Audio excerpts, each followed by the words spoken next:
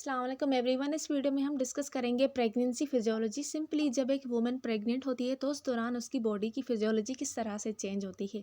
तो सबसे पहले हम डिस्कस कर रहे हैं हार्मोन्स को कि प्रेगनेंसी के दौरान हार्मोन्स कौन कौन से चेंज होते हैं और कौन कौन से रिलीज़ होते हैं। सो हार्मोन में सबसे पहले आ रहा है हमारे पास प्रोलैक्टिन। प्रोलैक्टिन प्रोड्यूस होता है जो कि मिल्क की प्रोडक्शन को अलो करता है। उसके बाद है ईस्ट्रोजन। ईस्ट्रोजन हार्मोन प्रेगनेंसी के दौरान प्रोड्यूस होता है जो कि फीटल ऑर्गन्स और मैटरनल टिश्यूज़ की ग्रोथ को इंक्रीज़ करता है। उसके अलावा प्रोजेस्टेरॉन एंड रिलैक्सन हार्मोन भी रिलीज़ होते हैं जो कि स्मूथ मसल्स को रिलैक्स करके रखते हैं during pregnancy. Then another hormone which is HCG, human chorionic gonadotropin hormone. ये प्लेसेंटा से प्रोड्यूस होता है जो कि मेंस्ट्रुएशन को प्रिवेंट करता है, क्योंकि हमें पता है प्रेगनेंसी के दौरान मेंसेस नहीं होते। सो उनको कौन प्रिवेंट करके रखता है? SCG hormone. देन लास्ट है ऑक्सीटोसिन हार्मोन। ये डिलीवरी के दौरान स्टिमुलेट होता है, रिलीज होता है जो कि कंट्रैक्शन को स्टिमुलेट करता है, जिसके बाद लेबर होना स्टार्ट होते हैं। तो ये हार्मोन्स की फिजियोलॉजी थी ड्यूरिंग प्रेगनेंसी। उसके बाद है रेस्पिरेटरी। अब रेस्पिरेटरी में हमारे पास बेसल मेटाबॉलिक रेट उस फीमेल का इंक्रीज़ हो जाता है। जब बेसल मेटाबॉलिक रेट इंक्रीज़ हो जाए तो उसके लिए उसको ऑक्सीजन की नीड भी इंक्रीज़ होती है। So there is a increase need of oxygen, जिसकी वजह से थोड़ी बहुत रेस्पिरेटरी अल्कलोसिस होती है, जस्ट माइल्ड होती है। तो ये रेस्पिरेटरी फिजियोलॉजी थी जो कि चेंज होती है ड्यूरिंग प्रेगनेंसी।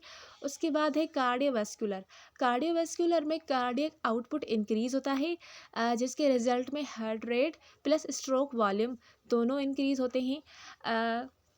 कार्डियक आउटपुट का सिंपली मतलब ये है कि यहाँ पर ब्लड प्रेशर इंक्रीज़ नहीं होना चाहिए। कार्डियक आउटपुट इंक्रीज़ होना चाहिए लेकिन ब्लड प्रेशर इंक्रीज़ नहीं होना चाहिए, क्योंकि अगर ब्लड प्रेशर इंक्रीज़ होगा तो ये प्री क्लेम्सिया को इंडिकेट कर रहा है, जो कि नहीं होना चाहिए।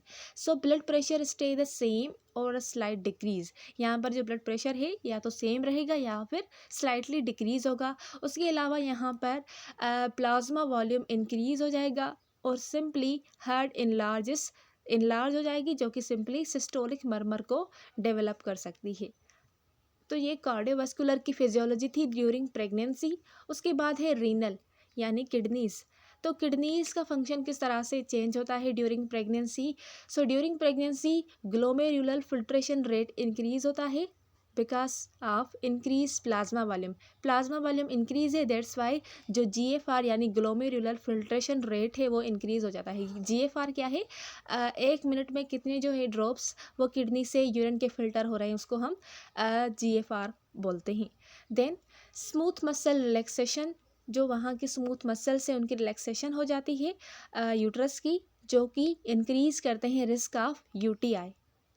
ओके, तो यूरिनरी ट्रैक्ट इन्फेक्शन के चांसेस बहुत ज़्यादा होते हैं क्योंकि यूट्रस की रिलैक्सेशन हो रही है। Then there is the increase urgency frequency and nocturia. उसको यूरिन पास आउट करने के लिए अर्जेंसी बहुत इंक्रीज होगी, फ्रीक्वेंसी यानी बार बार, और उसके अलावा नोक्टोरिया यानी नाइट के टाइम में ज़्यादा यूरिनेशन का प्रोसेस होना, और आल्सो इंक्रीज प्लाज्मा वॉल्यूम की वजह से एडिमा भी अकर हो सकती है, यानी वो वुमेन उसमें पूरी वुमेन में एडिमा यानी सूजन हो सकती है।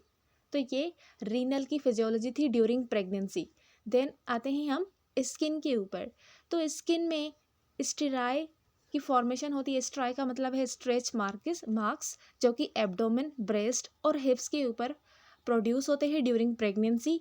Then another sign which is chloasma. ये मास्क है, इसको हम मास्क ऑफ प्रेगनेंसी बोलते हैं। इसमें ब्राउनिश हाइपर पिगमेंटेशन होती है स्किन की। देन है लाइन नाइजेरिया। लाइनी नाइजरा का मतलब है प्रेगनेंसी लाइन।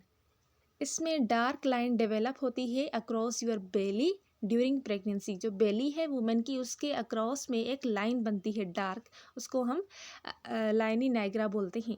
देन है मोंटोगेमरी ग्लैंड्स और ट्यूबरकिल। इसमें स्मॉल रफ नोड्यूलर और पिंपल लाइक अपीयरेंस होती है निप्पल यानी जो एरुला है वहाँ पे। तो ये स्किन की चेंजेस थी ड्यूरिंग द प्रेगनेंसी। उसके बाद हम आते हैं मस्कुलो स्केलेटल सिस्टम में। तो वो किस तरह, उसकी फिजियोलॉजी किस तरह से होती है। तो मस्कुलोस्केलेटल में एक तो लॉर्डोसिस होता है। लॉर्डोसिस क्या है? लॉर्डोसिस में जो सेंटर ऑफ ग्रेविटी है वो शिफ्ट होता है forward, leading to inward curve of spine. Spine का इनवर्ड कर्व होता है और उसके अलावा जो शिफ्ट है सेंटर ऑफ ग्रेविटी की वो फॉरवर्ड शिफ्ट होती है। जैसे कि प्रेग्नेंट वुमेन जो है उसके पेट में बेबी है, जिसकी वजह से उसकी स्पाइन में इनवर्ड कर्व होता है, यानी आगे की तरफ, पीछे की तरफ नहीं, आगे की तरफ उसको इनवर्ड कर्व होता है। इसको हम लॉर्डोसिस बोलते हैं। उसके अलावा थोड़ा सा उसको बैक पेन होगा and carpal tunnel syndrome also हो सकता है और काफ क्रैम्प्स भी हो सकते हैं। तो ये मस्कुलोस्केलेटल की फिजियोलॉजी थी ड्यूरिंग प्रेगनेंसी। देन बात कर रहे हैं पिट्यूटरी की। तो पिट्यूटरी में यहाँ पर फॉलिकल स्टिमुलेटिंग हार्मोन और ल्यूटिनाइजिंग हार्मोन की लेवल डिक्रीज हो जाती है ड्यू टू इंक्रीज प्रोजेस्ट्रॉन, क्योंकि इनका काम क्या होता है, एक फॉलिकल को जाकर स्टिमुलेट करना ताकि वो जाकर फर्टिलाइजेशन के प्रोसेस में जाए। अब फर्टिलाइजेशन हो गई है और बेबी भी जो है वो बिल्ड हो रहा है यूट्रस में, तो इसकी वजह से जो एफएसएच और ल्यूटिनाइजिंग हार्मोन है वो डिक्रीज होते हैं, क्योंकि प्रोजेस्ट्रॉन हार्मोन की लेवल इंक्रीज होती है। और उसके अलावा आल्सो प्रोलैक्टिन और ऑक्सीटोसिन दोनों की लेवल इंक्रीज करता है पिट्यूटरी ड्यूरिंग द प्रेगनेंसी। और ऑक्सीटोसिन तो लास्ट में रिलीज होता है for the purpose of delivery. Then हमारे पास है थायराइड। अब थायराइड में यहाँ पर जो इसका काम इंक्रीज होता है, चेंज होता है, वो है थायरोक्सिन की लेवल। थायरोक्सिन की लेवल इंक्रीज हो जाती है जो कि बेसल मेटाबॉलिक रेट को इंक्रीज करती है, जो हमने पहले डिस्कस किया। सो हेयर में have moderate enlargement of thyroid gland, जिसको हम ग्वाइटर बोलते हैं। थोड़ी सी यहाँ पर जो थायराइड ग्लैंड है वो इनलार्ज हो सकती हैं, जिसको हम सिंपली ग्वाइटर बोलते हैं। और इंक्रीज थायरोक्सिन की वजह से मेटाबॉलिज्म इंक्रीज होता है, जिसकी वजह से एपिटाइट भी इंक्रीज होती है, यानी उसको भूख बहुत ज़्यादा लगती है। तो ये फिजियोलॉजी थी थायराइड की। देन बात करते हैं गैस्ट्रोइंटेस्टाइनल की। गैस्ट्रोइंटेस्टाइनल में जो सबसे पहले साइन होती है वो है पायरोसिस।